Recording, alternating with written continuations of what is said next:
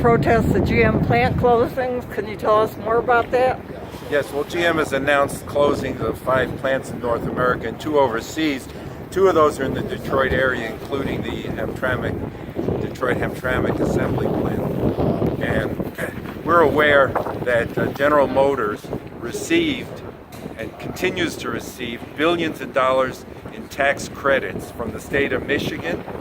And what we're doing out here today is filing a Freedom of Information Act lawsuit because the state of Michigan refuses to reveal how much money exactly GM has gotten. And getting that money, and that money extends to the year 2032 in billions of dollars in tax credits. And the requirement was that they maintain jobs. And so we want to find out how much that money is exactly. And then we hope to, we meaning the Moratorium NOW coalition, and we hope to file lawsuits basically against GM for violating their agreement with the state of Michigan and demanding that the plant be kept open. Other products can be brought into that plant if they want to. The workers should have a right to those jobs, and the land itself was given to GM after being taken by eminent domain. Let me finish mine. So we're filing today a lawsuit to get that as the first step in protesting the plant closings. Okay, and what does the lawsuit ask for? That the state of Michigan release under Freedom of Information Act the exact amount of the tax credits granted to General Motors to keep Hamtramck open.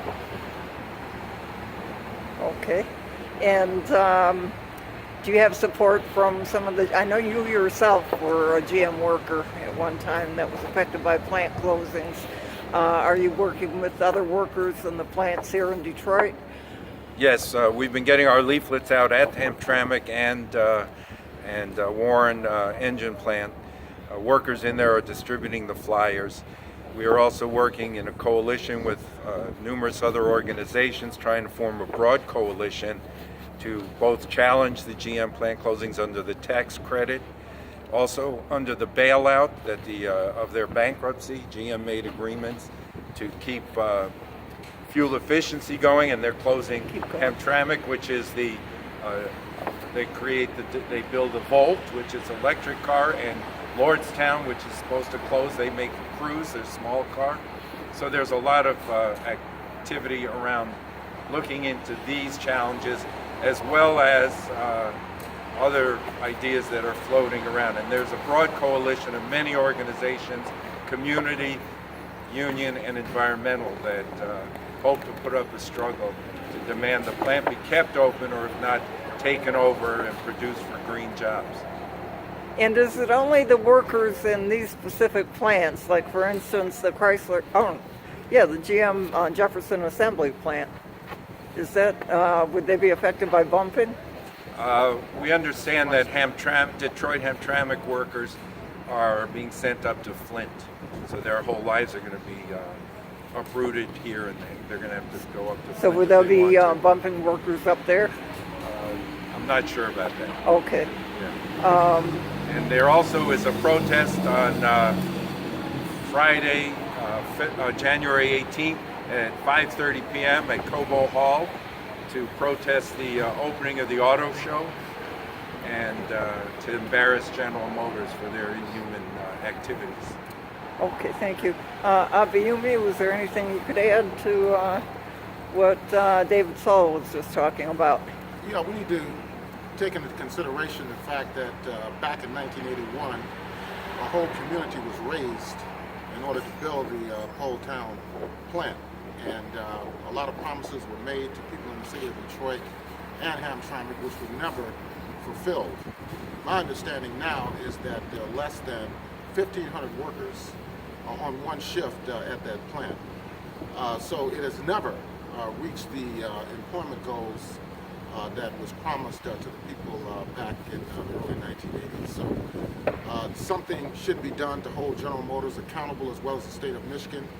There are billions upon billions of dollars involved in this process, and we should have some accounting from both the state of Michigan as well as General Motors in regard to what happened to that money and why are people in the same situation they found themselves in a decade ago during the bankruptcy, where billions and billions of dollars as well was turned over to both General Motors and Chrysler with the idea that jobs would be preserved, that factories would stay open.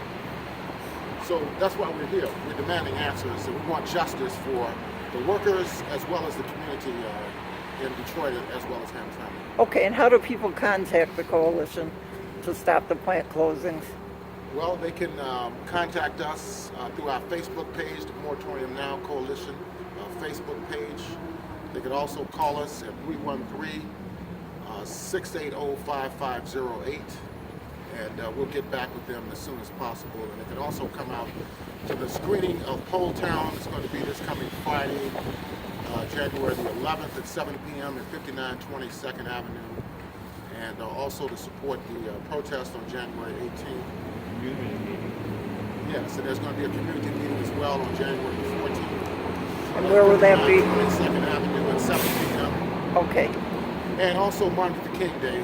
There will be a strong focus on the opposition to closing the plants, as well as the halt to property tax foreclosures, water shutoffs, the need for jobs and income in the city of Detroit and its environs. Okay, thank you so much. And this has been Abiyomi Azikiwe and David Soul of the Moratorium NOW Coalition on the GM plant closings. Thank you.